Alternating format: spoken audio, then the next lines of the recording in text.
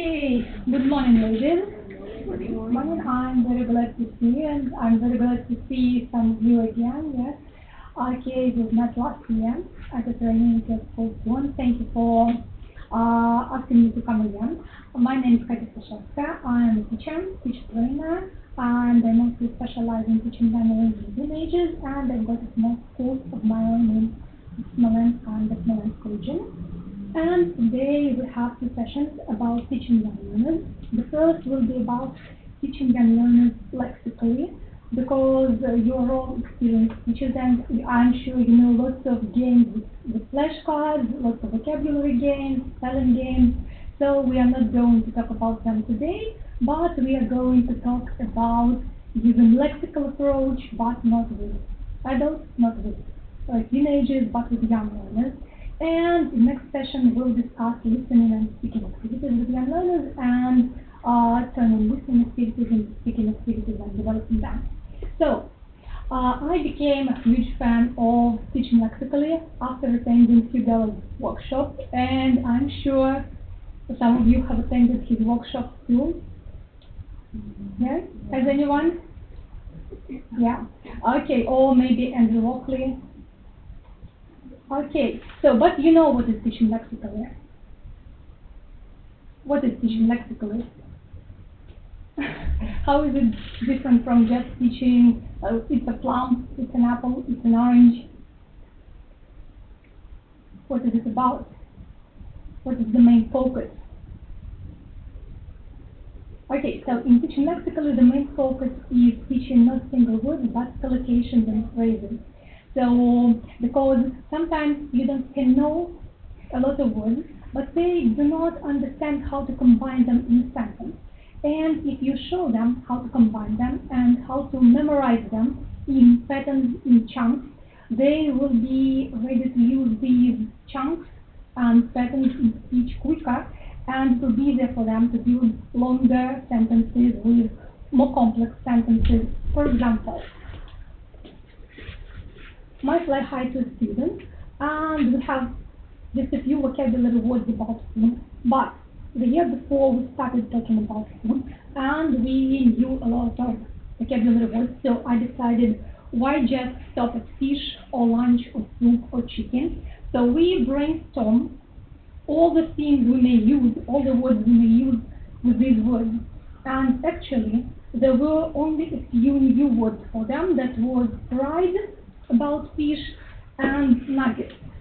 But chicken nuggets, it's actually not a new word. Students memorize it instantly because they know it.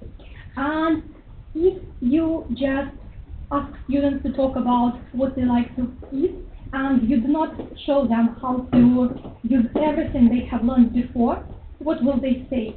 They will say, oh, I like pizza and chicken and soup, and I don't like fish.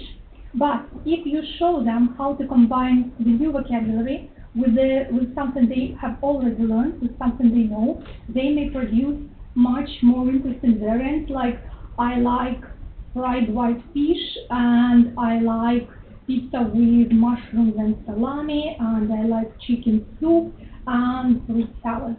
So the idea is to show students how to combine the vocabulary, sometimes to add the vocabulary to something we have in our course book, because it will help students to make their speech more real life, more complex.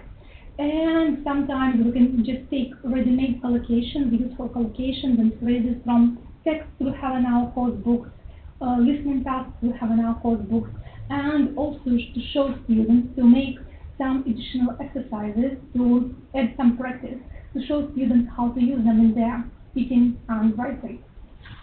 For example, I know that you use Supermind a lot, yes? Okay, and this is from Supermind 2, and this is unit on furniture, talking about your room. And can we add anything? Can we add anything students already know? Maybe a few new words to make some useful phrases. You know, we can say what, for example, what is on the chair, and say, there is a sock on the chair. Yeah, so we can add prepositions. Absolutely. What else? Colors. Colors, yes, of course. A blue lamp, a brown carpet, a brown bed, a white table. Size, yes, big, small, huge. Okay, so that's what I added. Uh, oops. So I added some words they already knew because your old favorite already known to them. Then I thought brand new. It's not so difficult to memorize, so I added brand new, and they remember it very quickly. And I also added comfortable and stylish. So actually there are three words they already knew and three new words we have added. But look how it can change the description of a room. Yeah, instead of in my bedroom there's a bed, a clock, a carpet or a mat, and an armchair, the text becomes more life, more real life. That's how we usually describe our room. And there may be different options. On my online course, for example, trainees offered another version, and I loved it because in my version we could make more interesting the description of the room, but in this version we can act out dialogue because if we add clean, open, close, make the bed, switch on the light, switch off the light, we can talk about cleaning our bed and act out some simple dialogue. And again, students know the word open and close. They know the word make, so it's easy for them to memorize the new chunk make the bed. And they know that we haven't met the word clean in the book as far as I remember, but we clean the board every lesson and they ask them to clean the board, so it's also not a new word for them. So the only new phrase would be switch on and switch off. Yeah, so we memorize not just new vocabulary, but also these phrases, and then we could act out dialogues when mom or dad tells a child how to clean the room, what to do, and it's easy to practice them because you can play with the lights in your classroom, you can clean different things in your classroom. And of course, I do not add new vocabulary right at the first lesson with a new vocabulary set from the book. First, we practice this vocabulary set, and as soon as students have mastered it, they can read it. We can add some details, some more words to help them make their speaking and writing more interesting. So, again, an example from Supermind. Now that's Supermind 1. And we have a lot of food in Supermind, yes. On this page, we have pears and peaches and pineapples and coconuts and oranges. And on the first page of the unit, you also have bananas and apples. So, what can we add here to practice fruit a little more? Because these fruits, they go in the end of the unit, in the clear section, but I want students to have more practice with them. What's their favorite food? What they can do with this food? And what can you do with the fruit? Salad. Salad. Anything else that comes with the fruit?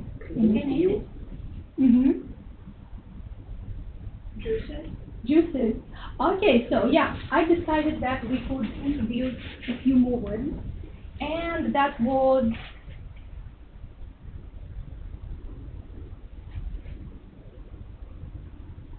juice.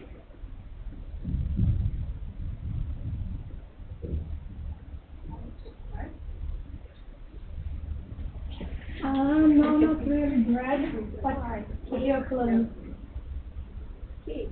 Pie. Yeah, that looks like this time I'm not a good artist and students always have fun looking at my pictures.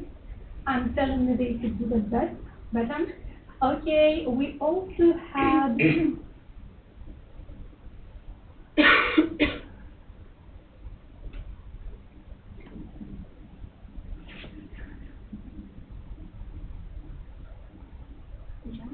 jam. Okay, so we had juice, pie, jam, and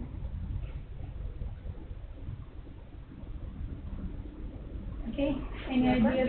Yogurt. Yogurt. But ice cream is a good idea too. Yeah, absolutely. We had 4, but of course we can add ice cream. Ice cream. So I introduced some new words, and jam and yogurt are super easy to memorize, right? Like juice, pie, ice cream. And first I asked students to make a circle, and they ask each other like, do you like ice cream? Yes. And they pass the question around the circle. Then, do you like yogurt?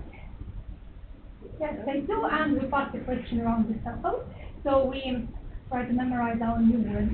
And then I ask them to stand up and write will be.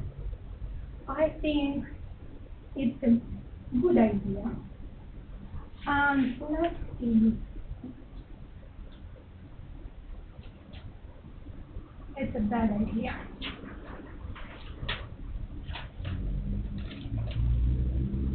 And then I tell them different combinations, and they stand up, and if they think it's a good combination, they make a step right. If they don't like this combination, they take a step left. So I think, shall we do some morning gymnastics? Yeah? It'll be quick. So let's stand up, and I will say a phrase, and if you like this idea, if you would like to eat it, you step right. If you don't really want to eat it, you step left. So, are you ready? Okay, apple juice, banana juice, orange juice, pineapple juice, banana pie, apple pie, coconut pie, pear pie,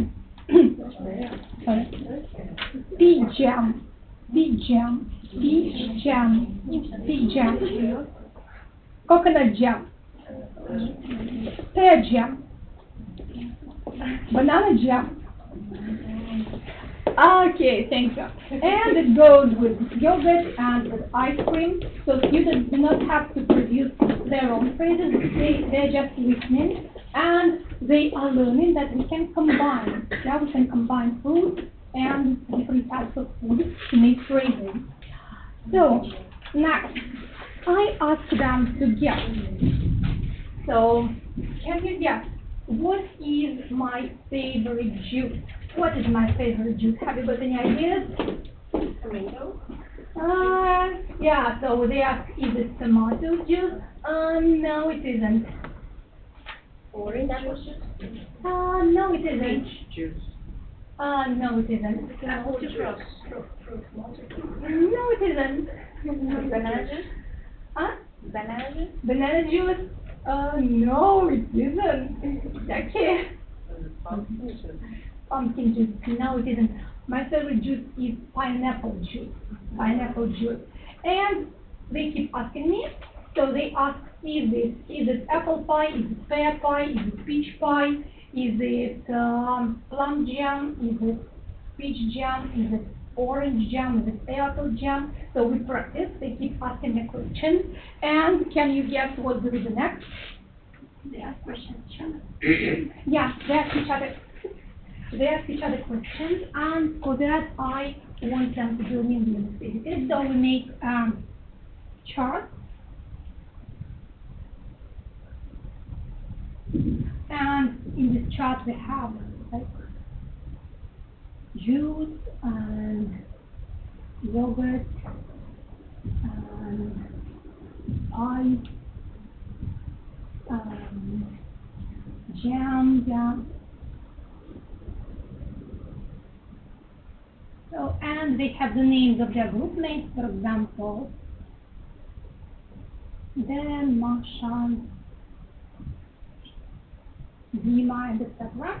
And they walk around the class, and they do mingling activity, and they ask their group mates about their favorite food. And here we may use few options.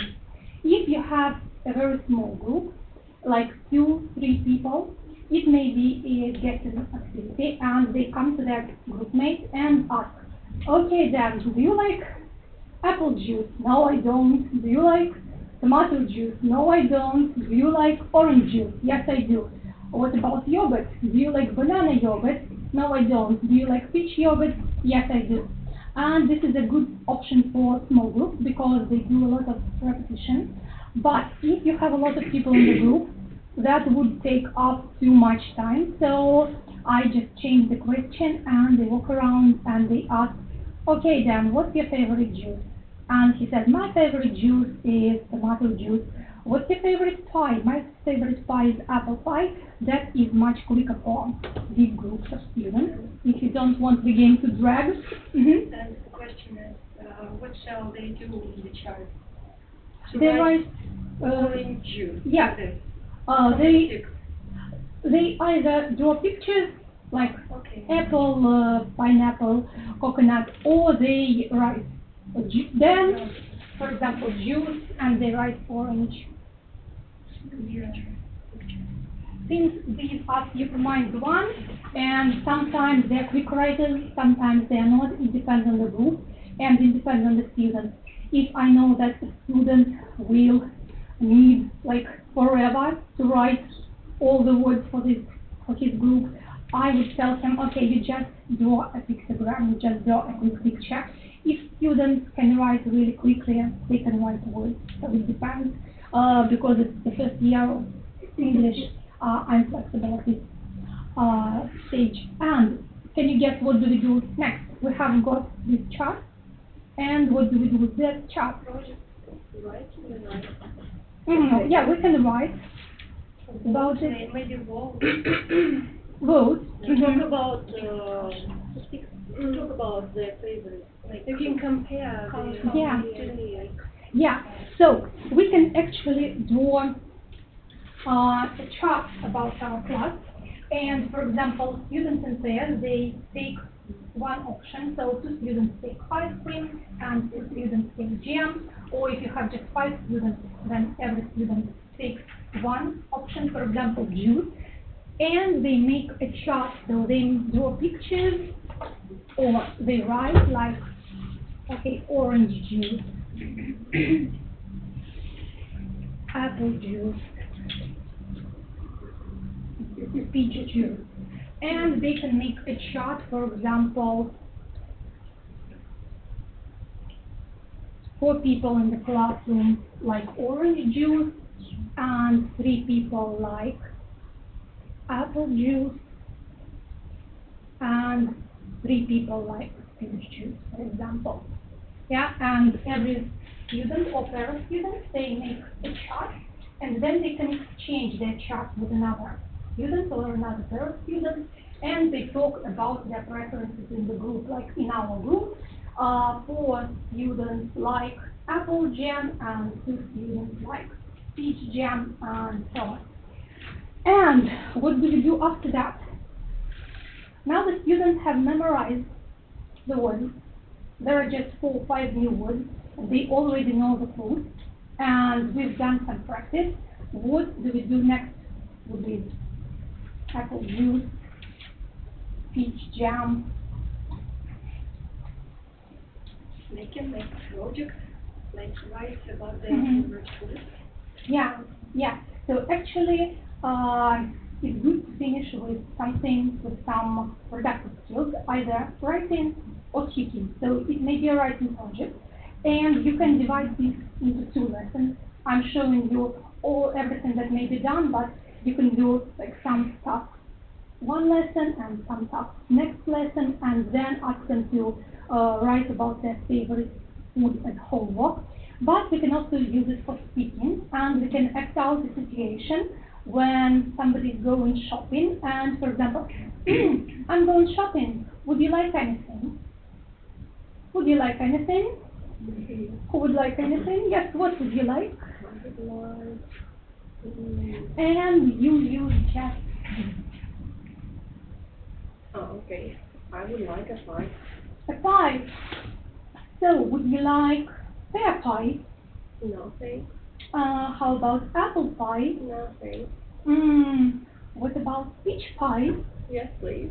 Okay, anything else? Yes. Some jam. Some jam. Okay, would you like peach jam? No, thanks. Would you like apple jam? No, thanks. Oh, would you like pineapple jam? Yes, please. Okay, so pineapple jam and coconut pie for you. What No, wasn't no, coconut no, pie? it wasn't coconut. No, you say no. Pineapple jam and okay, let's do pear pie or peach pie. Fair. Yeah, Doesn't fair. matter.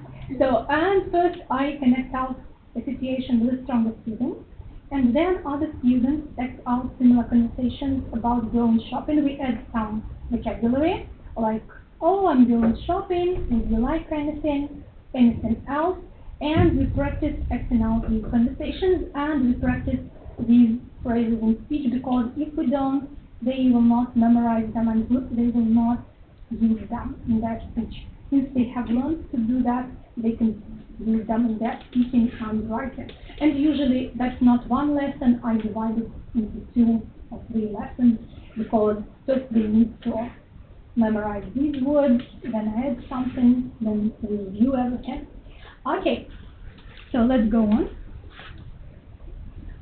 So we can use our vocabulary in the book to think and add something. And sometimes you have really good vocabulary sets in the book. For example, in the first vocabulary set of our unit we have eyes, ears, nose, mouth. And in the second part you have types of hair, like curly hair, straight hair, and so on. So that's easy to combine them. Sometimes we can add something. But also we can find some useful phrases and collocations in the text, in the books we read. So, this is also from, I guess, keep in mind, 2, yeah. And can you take a look at this text and find some useful phrases which may be learned together as whole, as chunks.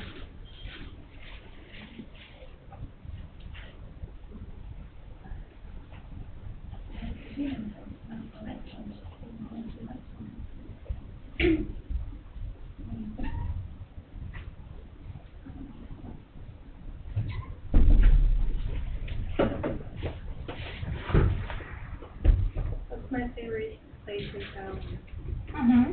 Yeah, good idea.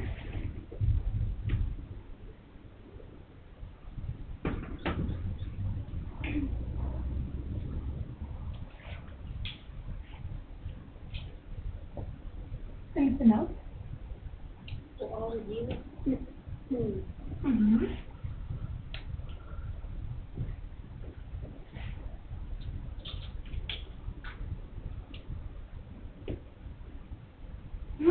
Anything else? After school, before school. After school, before school.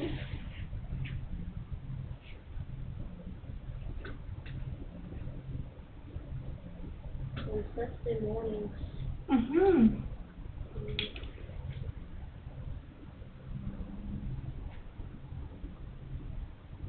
Every week.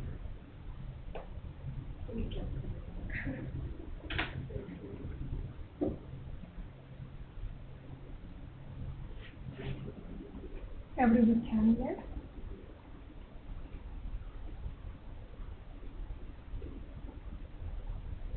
Mm-hmm. We have popcorn also. Mm-hmm. And there's also a very good pattern, take somebody somewhere, which students will not think of using if you don't hint them that they can use it. And after reading, you have a follow-up writing activity, yeah, where students are asked to write about their own favorite place. If you do not show them the somebody takes me somewhere, maybe some brighter students will try to copy it from the text, but not everyone. So I think it's a very good phrase to focus on. Okay, so it says, my parents take, my mom takes me to the cinema, for example. Okay, and also there is one more difference. There are three different feelings.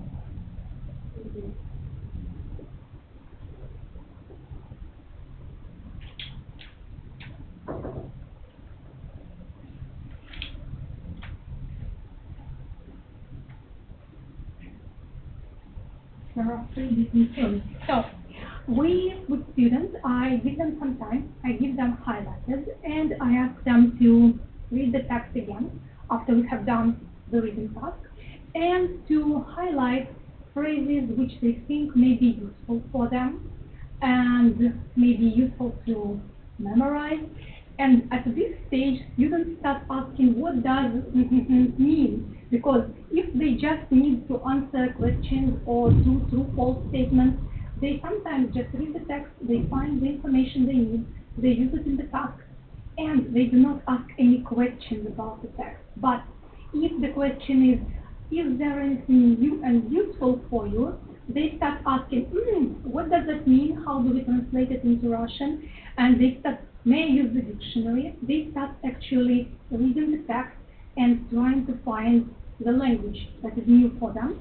And we brainstorm, we put everything on the board, and then we look at the phrases, and I choose the most useful phrases, especially the phrases where we can substitute something. For example, yeah, that's my favorite place in town. Can we substitute place in town for something?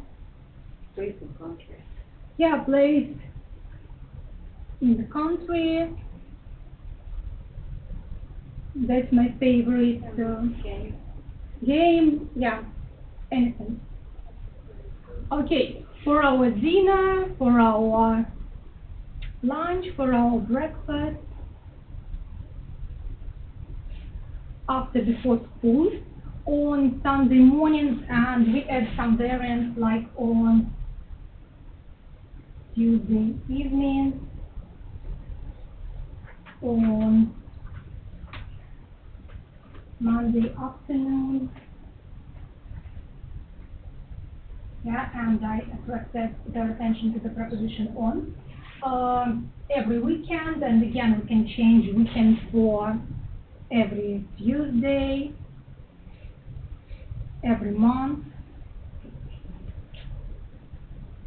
And then my mom takes me, my grandparents take me to the cinema, or where else can parents take you?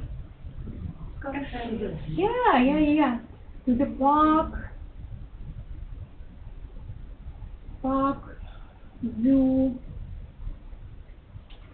cafe, shopping center. Yes, and there are three different fields and also three different books, games, and etc. So I show students that we can substitute some elements and still be able to use these phrases. So we make a list, and actually I choose not everything, but we vote which six or which four would you like to remember, and then we can play some games with them.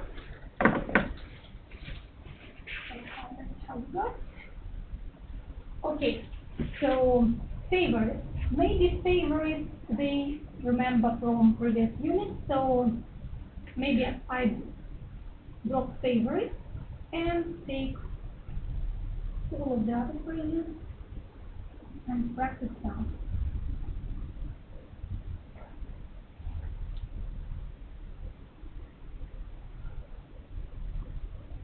So for example, if we have 6, we take a dice and roll the dice, and student has to make his or her own phrase, his or her own sentence using the phrase he or she has got. That's easy. That's the first task, and I think we did something like that last year, so yeah, we will not do that again. And after that, I ask students to think of a sentence of their own, and they write a sentence. I walk around and I check the sentences. And then they read them aloud to their group mates, but they miss one or two words, and they either clap instead of the word, or they ring a small bell, like a hotel bell, for every missing word. And for example, every Sunday, my dad takes me to the, and we ride bikes. So that's far, yes. Or for example, what have we got? On mornings I get up at 12 o'clock. Sunday. So I show them a few examples, and then they make their own sentences, and they either clap or ring the bell, and they listen to each other's sentences, and they complete the gaps. They use these phrases, and only after that we go to our writing task, and they write about their favorite place in town. And it may be this lesson for a strong group, or I may ask a weaker group to, again, to take a look at these phrases at home. I usually take a photo and send it to their parents in our WhatsApp chat, because it may take ages for them to copy from the board. So I just take photos, and they take a look at these sentences again. They make about 3 examples with their sentences at home. And then next lesson we work again with the examples, and we do the writing. And now the writing is much better than if we just read the text, did the after reading task, and then started writing, because they use more interesting phrases from this text.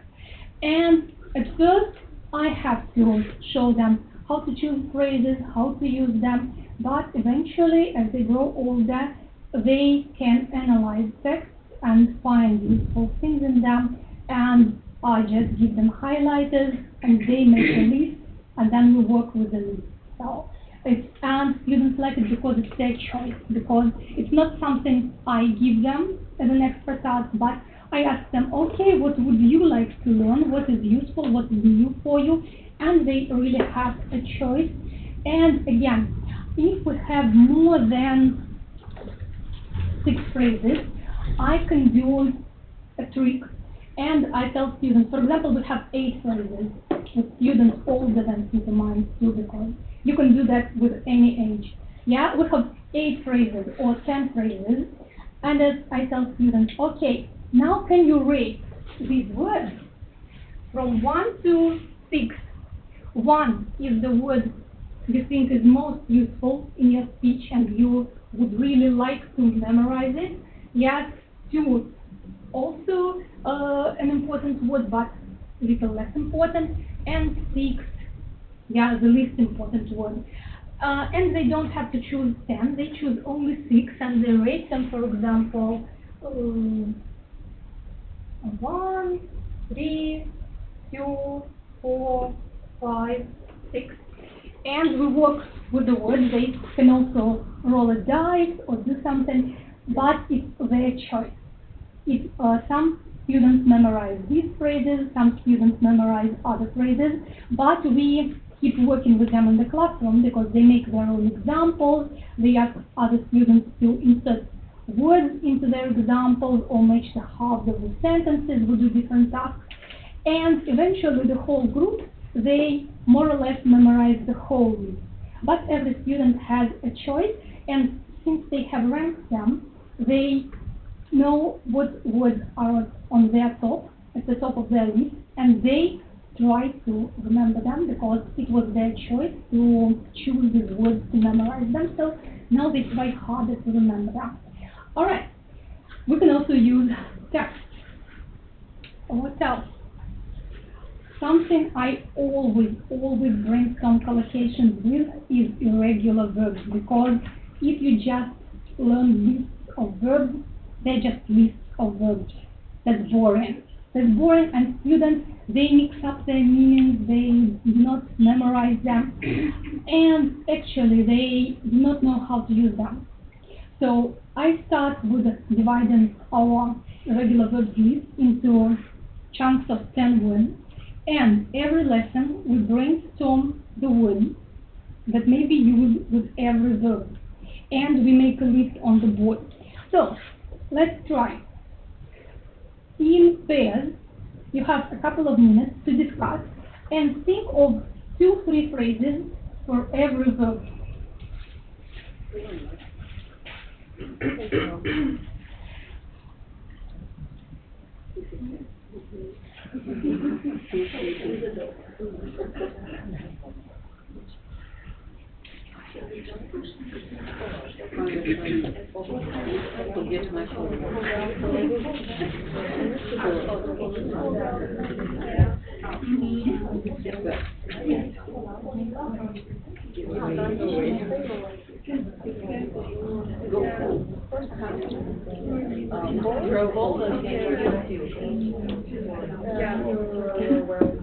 On Friday morning. Fight.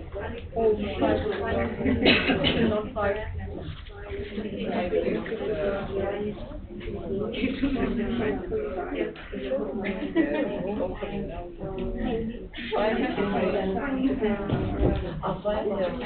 Find out.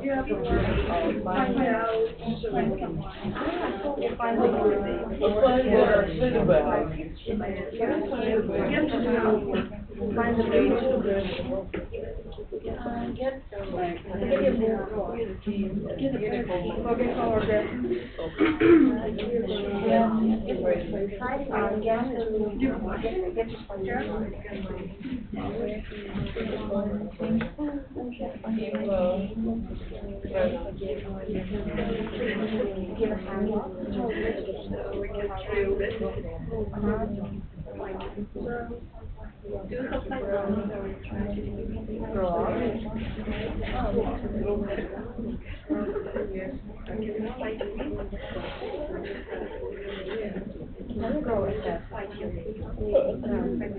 bring out the first.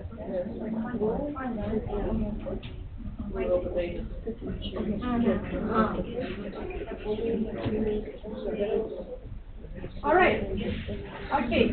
I guess you have got long lists of their ends. Yeah. Okay. So, for example, fall. Fall down. Fall down. Fall off. Fall in love. Yeah. Fall off the bike. I also add fall off a tree, for example. Fall off a chair. A chair. Maybe fall in love. I usually skip fall in love with young learners and add it a little later, but that's an option too. I also add slip and fall. Slip and fall. Okay. Three, 4 words, that's enough. What about feed? Feed, yeah, feed your cat. Your pet. Yes. Can you feed anybody else? Feed a baby. Feed a baby. Yeah. So usually for my students that's a brother or a sister. Yeah. Yeah. Absolutely. Animals in the zoo. And we can cross it out because we must not do that. Okay, but we can still put it in our list. Feel. What about feel? Yeah, feel well, feel tired.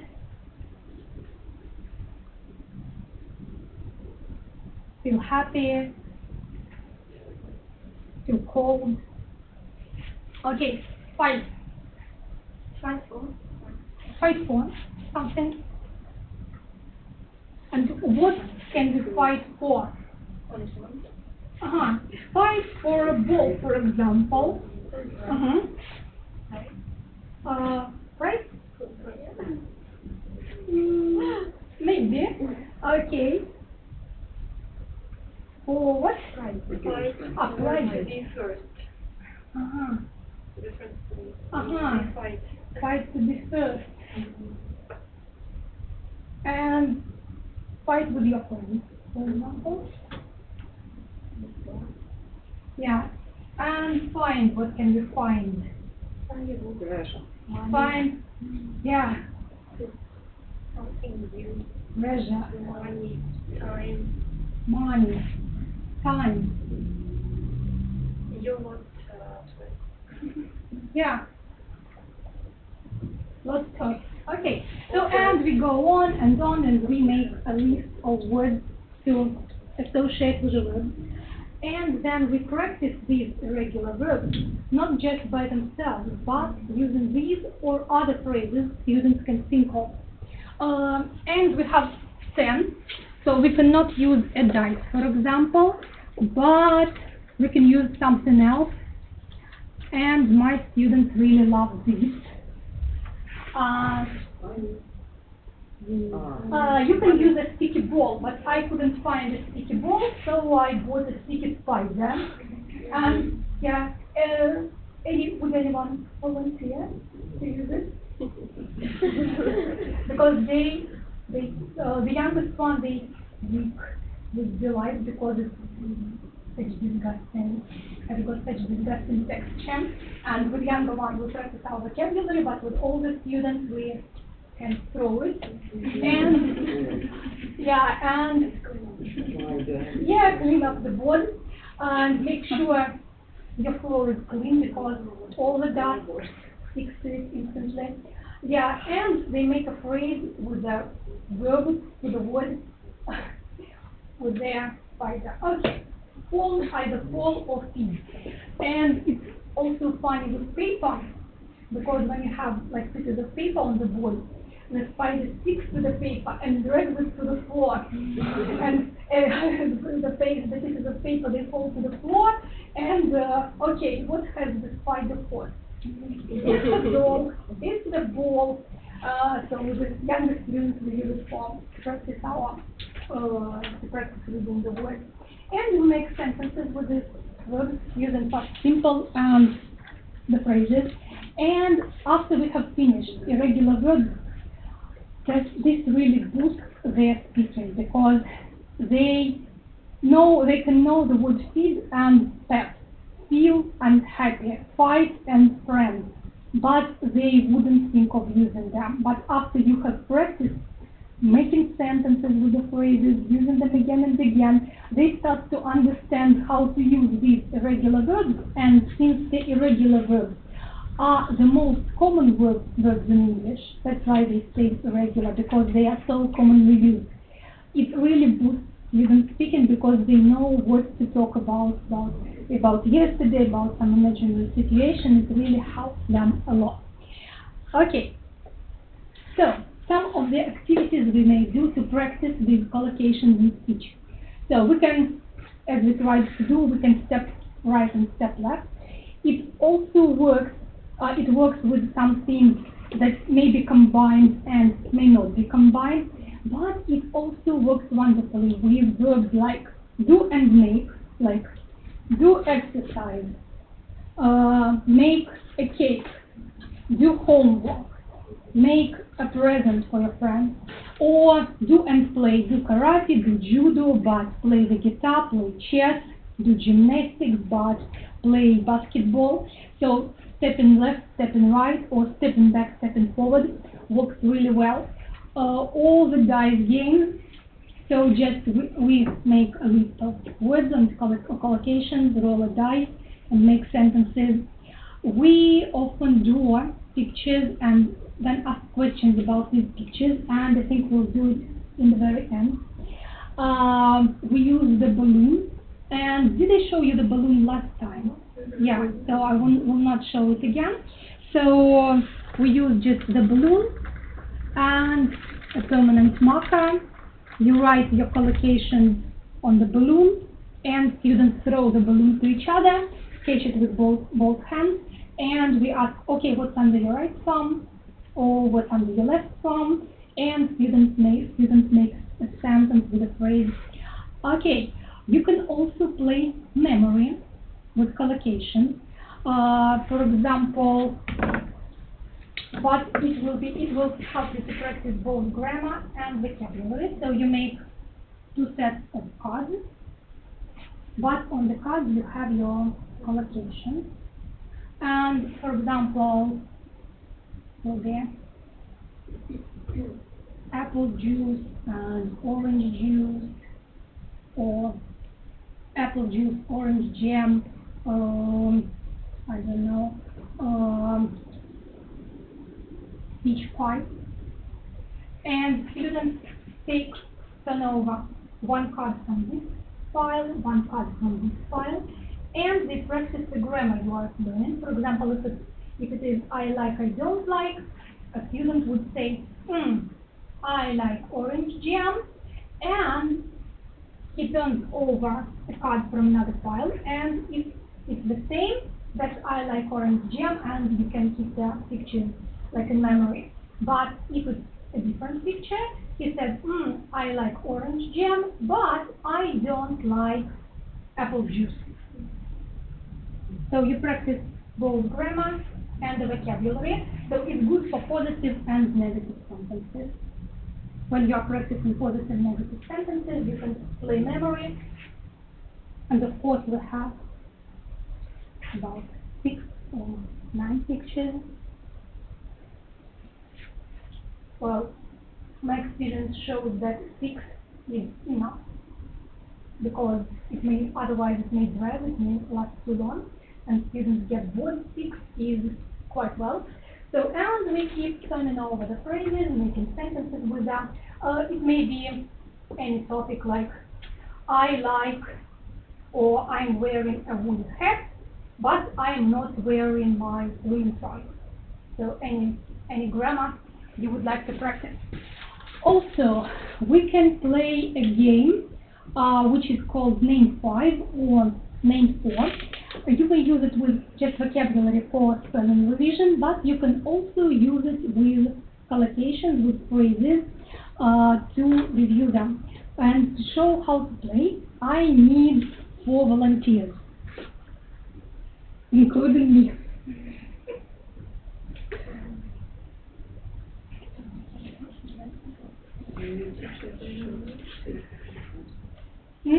Okay, come out here. Okay, come on. Those who didn't come to it, please stand up. Okay, just one more. 4. Okay.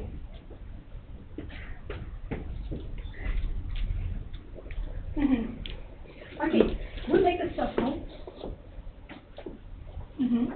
And you put your left hand up. You put your right hand on your partner's hand. And every time you say just one word per person, and every time you say a word, you clap your partner's hand. The game goes like this. I know 5 words about. I know 5 words about. I know 5 words about hair. Curly, straight, Wavy. brown. Short. And now we spell the last word. S-H-O-R. T. I know 5 words About toys. ball. Baby bear. Balloon. Robot. Me? One more? Okay. Complete the game. C-O-M-P-U-T-E-R.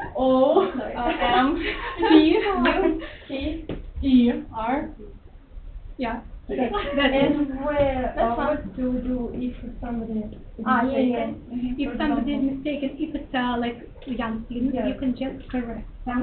If they are older, he or she can go out of the game for 1 round.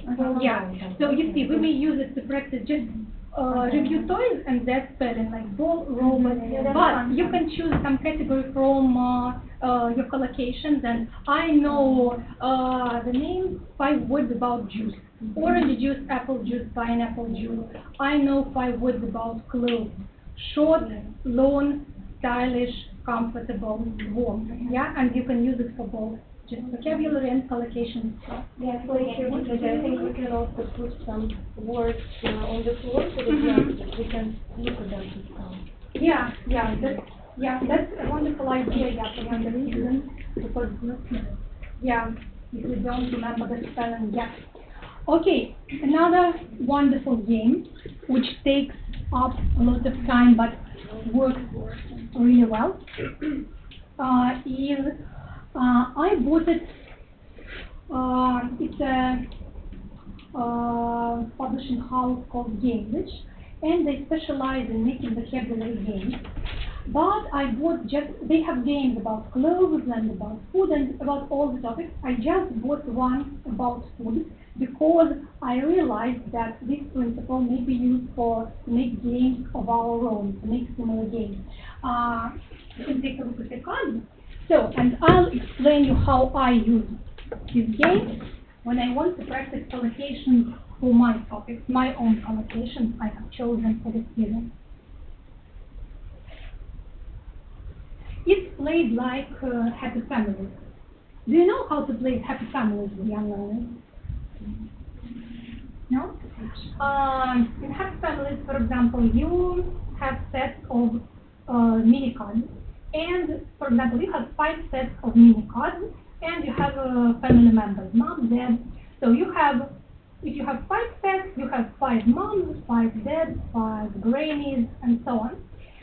You give the cards between students, and they have to collect 5 or 4, it depends on how many sets you have got in your group, to collect a set of the same cards. For example, all moms, or all dads, or all grannies. So they come up to each other and they ask, okay, have you got mom? Or this is my mom.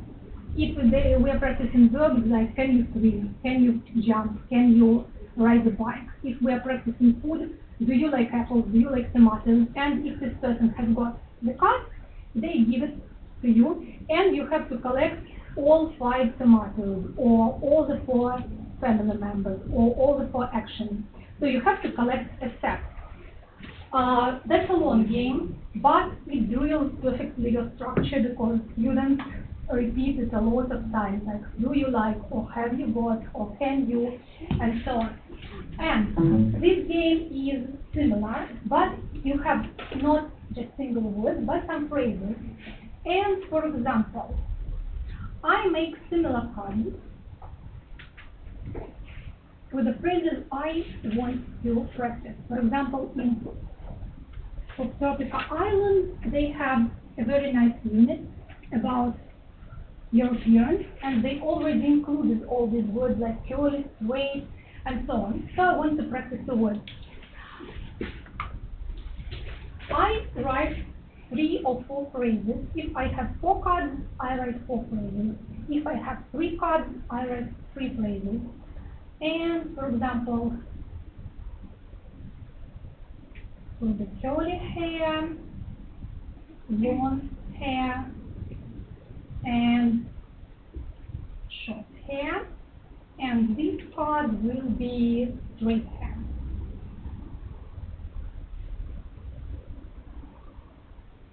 And sometimes I need one switch here. Maybe it's not the best switch. Forget about it. Okay, on the next card, we will have long hair as the main phrase, and here we'll have straight hair and curly hair and short hair. So on the next card, it will be, for example, short hair.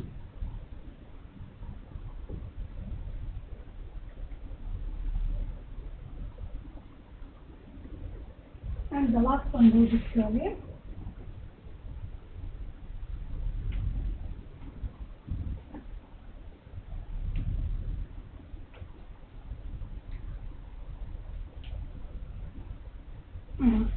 Then I make other cards like nose, maybe a small nose, a big nose, a beautiful nose, an ugly nose.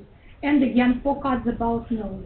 Then I make a card about eyes, and it may be like big eyes, blue eyes, brown eyes, black eyes. Another set of cards about hair, but about colors now, like black hair, brown hair, blonde hair, white hair. So, and we've got a set of 16 cards, for example, and we deal them to students, and students have to collect a set, and for example, it should be a set about hair. Let's imagine I've got this card, so, and I want to collect other cards. So I come up to my group mates and they ask, have you got blonde hair? And if you say, have you say, yes, I have, and you give blonde hair to me. If you don't have this card, you say, oh, sorry, no, I don't. Okay, I ask somebody else, have you got straight hair? No, I haven't. Have you got straight hair? Yes, I have. And we collect the cards until a player has got a set of all the same cards. That's better to play in small groups, like up to 4 people. If you have more people, it's better to divide them into 2 groups. And if you have, for example, 16 cards but just 3 players, you deal 4 cards to every player, and the rest of the cards are on the desk, and the first player who gives away the card takes 1 more card from the deck until there are no more left, and then there are no more cards left, and they keep playing, asking each other, so have you got? Or you can add she or he, and they'll be practicing, has she got long hair, has he got straight hair, and so on. So you can use it for every topic where you add some adjectives. And it takes some time, some preparation at home, but I usually just write them on pieces of paper and then photocopy them for the group. So it doesn't take more than 20 minutes. If you print quickly, it also takes up not so much time. Okay, another activity which may be done with both single words and phrases is playing ping pong. So do you play ping pong with your students? No. So that's really easy to make. We need some, oh, thank you. You need some plastic cups, and you stick them to a piece of paper.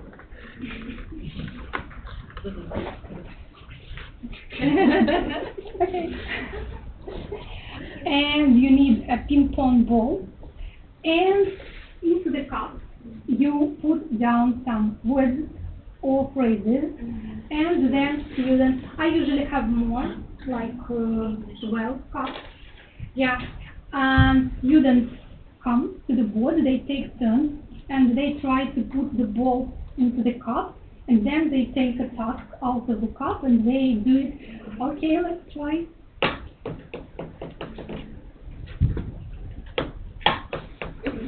Okay, not so easy with 6.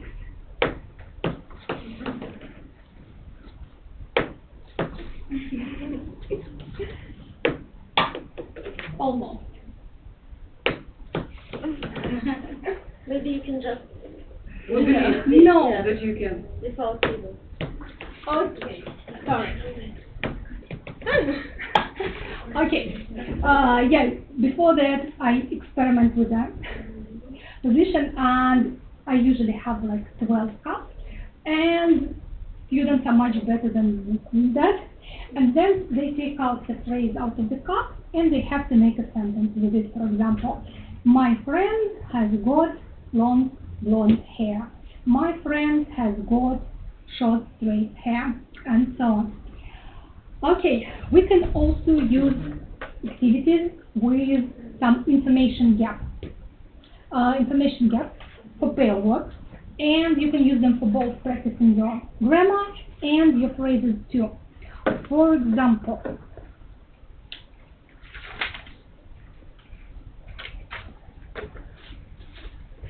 you have to make 2 cards. So card A for one student and card B for another student.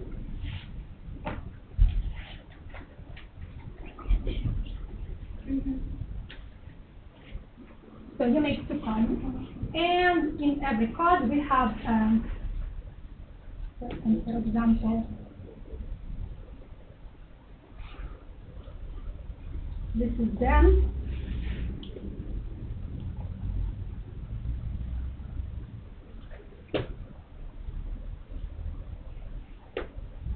And this is Mark. We are planning a party and we want to know about their food preferences, but we don't know exactly. So we talk to our friends about what things they like and what things they don't like. And for example, you have some information, but for some information you have got gaps. And for example,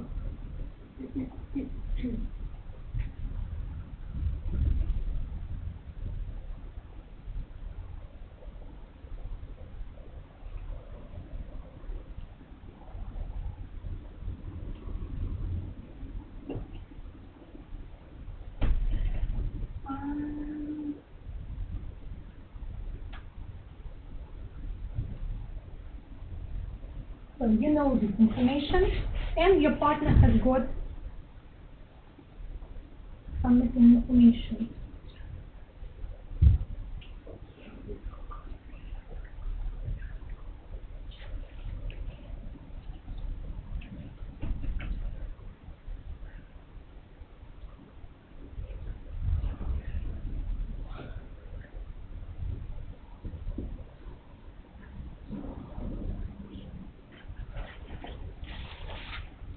So you make two cards, and I also usually I might type them, but most of the time I just write them a little better than now and hoping for every student.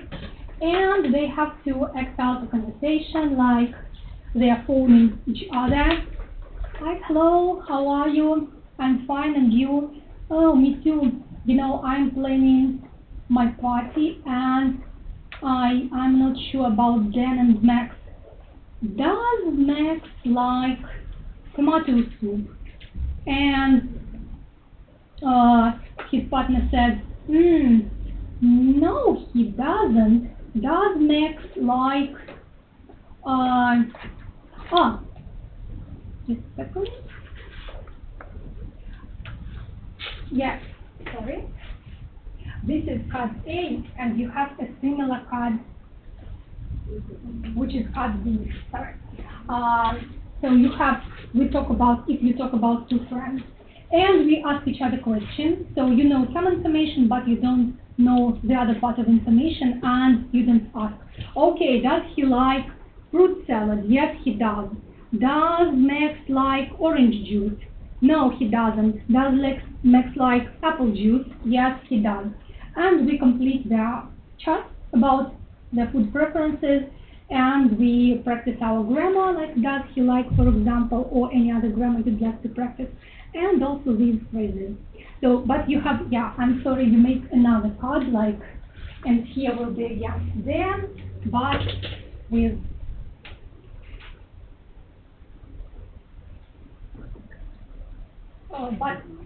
some information like pizza with salami, and here the question about soup and so on.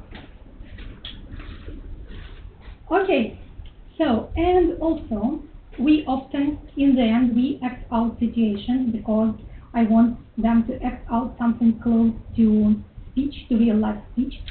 And for example, we want to practice these words about appearance, like curly hair, straight hair, big eyes, small nose, big nose, brown eyes, blue eyes.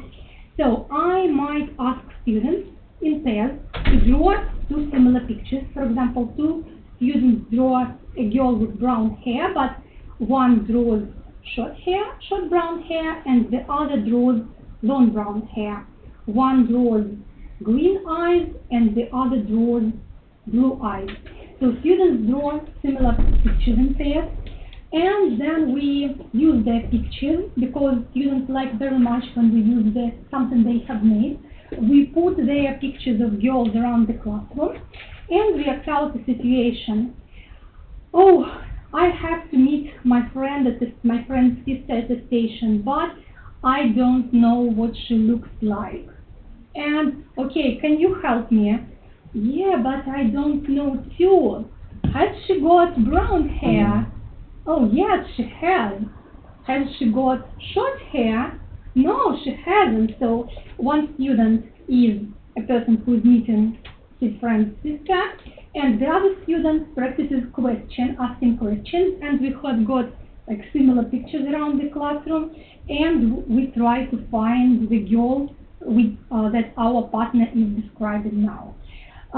We also made a similar situation with houses, when we made houses, and then we put all the pictures on the board, and one student was an estate agent, and other students, they asked questions about the house, and they had to guess which of 5 houses is being on sale. For example, they are talking to an estate agent on the phone, and they are looking at the website, and they are trying to understand what house he is talking about. So we use a lot of student-generated drawings and tasks for acting out and situations to practice our phrases. Okay, I guess that's all about using phrases and collocations today. Yeah, we may have a little break, yes, and then we'll continue about listening activities and speaking activities. Коллеги, в школе у нас есть обучение, урок,